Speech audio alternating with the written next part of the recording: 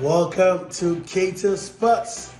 As the day we all have been finally waiting has come, it was 2 long breaks. A lot of people couldn't wait. I couldn't wait. I was bored. I was watching my time. I was watching the day. When it's bright, when it's dark, when will this day come? And the day finally came.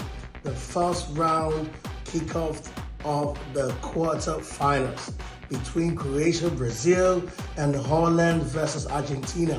When this was matched up, when they qualified for the quarterfinals, everybody had different opinions. Everybody, predicted different predictions, for different reasons. Argentina with their man Messi to take them to the promised land. Holland with their master tactician, the coach Louis van Gaal. Then you go to Brazil, it's with no one but their star boy Neymar, and Croatia, their experienced Luka Modric, who was going to prevail in this game and move their country to the semifinals. Who was going to be the hero? Who was going to put the nations in the shoulder? Who was going to cry? Who was going to celebrate?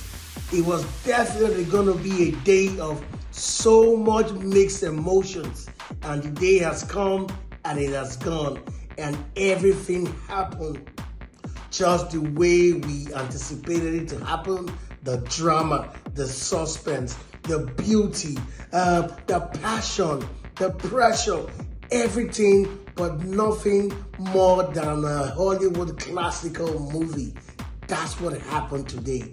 The unbelievable, the unthinkable. What a game. All soccer, the beautiful game. It just gets better and better by the second, by the minute. What a World Cup. This World Cup has so far been one of the best World Cup yet because of the quality it has produced in every game. You never know what's going to happen. You never know what's going to be. But we have finally gotten 2 teams to meet each other in the semifinals. It is finally going to be Croatia versus the almighty Argentina with their main man, Lionel Messi, which a lot of people think is destined for this World Cup. The first game was Croatia versus Brazil. What a game it was. What a game it was. The Croatians came in, put pressure on the Brazilian teams. The Brazilian was able to soak in the Croatian pressure. And last minute, a feeling of hope was given by no other man but their main star boy, Neymar, scoring in the extra time to put Brazil ahead by 1-0 because it went to relegation after regular time was 0-0 until Neymar struck in extra time, making him officially score 76 goals for Brazil, equaling Pele's record. After that time, it was nothing but victory for the Brazilians because they thought that was the seal of the day and they were definitely heading to the semifinals and nothing was going to stop it. But yes, something stopped it. One man called Petrovic with an equalizer to change the trajectory of the game and took the game to penalty kicks. Even though Brazil has lost the last 4 World Cups in the quarterfinals, they seem not to know how to move in from this from this stage to the next stage. And Neymar has been in 3 of these stages in this World Cup, not being able to carry his team away to the next level and, if possible, win the World Cup. It went to penalty shootouts. You know who is going to be in the goal for the Croatians. Nothing goes away from Latovic. I hope I'm getting the name right. He was, in my book, the man of the match because even before it went to extra time, he was the one literally keeping the Croatians alive in that game. And he did it again. The mastermind reader, I call him. The mastermind reader, I call him. I know after this tournament, this keeper is definitely going to get a big transfer away from where he plays because he's currently with, I think, Croatia Zagreb in the Croatian league. He's definitely going to get offers from all over the world because this keeper is an amazing keeper. He has personally carried the Croatian team to this stage and now they have moved to the next stage. He actually saved a penalty in this game. putting more pressure on the Brazilians, as finally the Croatians emerged victorious by winning 4-2 because the Brazilians actually lost 2 penalty kicks. We'll go back to that penalty again because I noticed something that I really want to talk about, but it has to do with the Argentine game. Then we'll correlate both things together. Then the second game of the day, Holland, Argentina. This was nothing but a dramatic packed game.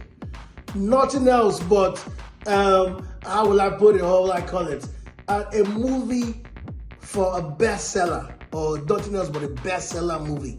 If this was going to be a movie in the box, it definitely is going to be one of the top movies that is going to be watched or viewed in the cinema. It is a game that will be watched for years to come. It's a game that the drama will never stop. Anytime you watch this game, you're still going to feel the same goose pimples from day one till anytime you watch it. This game was electric. The Argentines seem to be cruising to the semifinals after Messi assisting the first goal and scoring from the spot kick.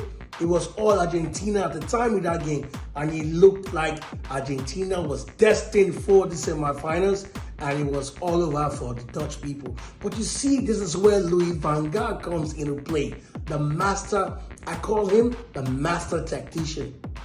He understood something. Kakpo wasn't really playing into the team, and the way the formation he played against the Argentines seemed not to be working.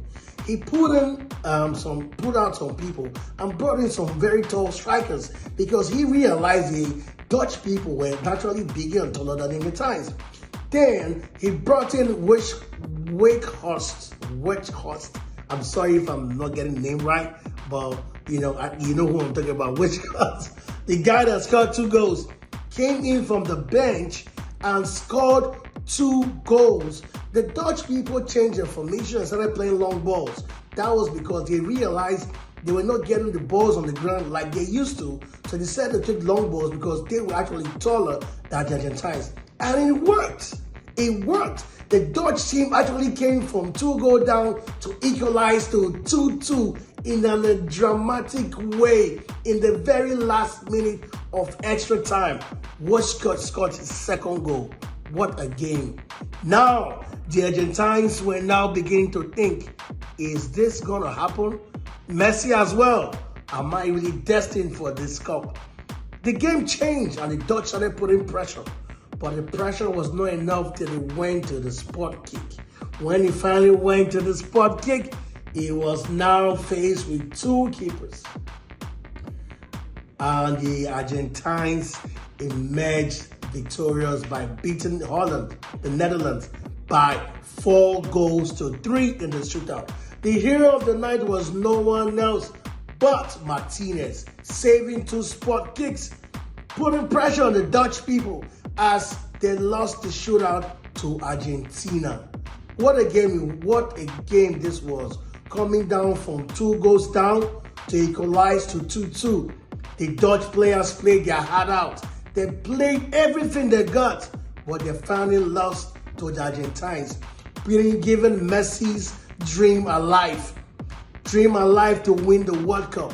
Messi can dream another day because now he's now going to play the semifinals with Croatia. So that game is going to be Modric versus Messi, who will emerge to the final. What a game it was. Tomorrow is going to be packed with other games as we're going to continue seeing the teams that are officially going to make it to the last 4 of Qatar 2022.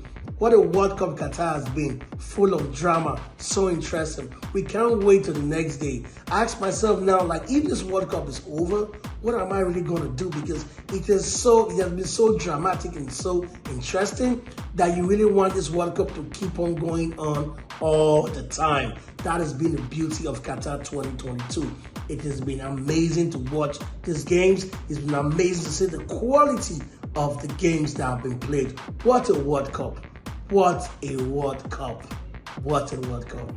Back to what I wanted to say, that I was going to say earlier on, was you see when you compare these 2 games together, the beauty about these 2 games is the difference between Messi and Neymar. You see, Neymar Messi showed so much leadership quality that Neymar still needs to learn from. When it was spot kick time, Messi was the first person to take a spot kick to give his team the feeling of we're going to win this game, to give them hope, because he knows this is the difference, or this game means going back to Buenos Aires or moving to the semifinals of the World Cup. So he wanted to dictate the pace of Argentina's hope, Argentina's destiny. He took the first spot kick and he scored. Why did Neymar not take the first spot kick for Brazil? That is a question I still cannot answer. Because who knows, if Neymar was bold enough to take the first spot kick, that would have at least given the Brazilians some certain level of confidence to go on and play the other games. Thank you guys for joining me today. And those participating and predicting, do not stop predicting. Keep on predicting and win a chance and stand a chance to win 5 million naira. Keep on predicting who is going to win the World Cup. Entries is unlimited entries. Just keep on predicting, and who knows, you might be the one to win the sum of 5 million naira at the end of this World Cup. Anyways, thank you for watching again. I'll be back with you tomorrow with more actions as we see the more teams qualifying for the semifinals of Qatar 2022. Have a great day, guys. I'll be back again with you tomorrow with more drama. Thank you for watching.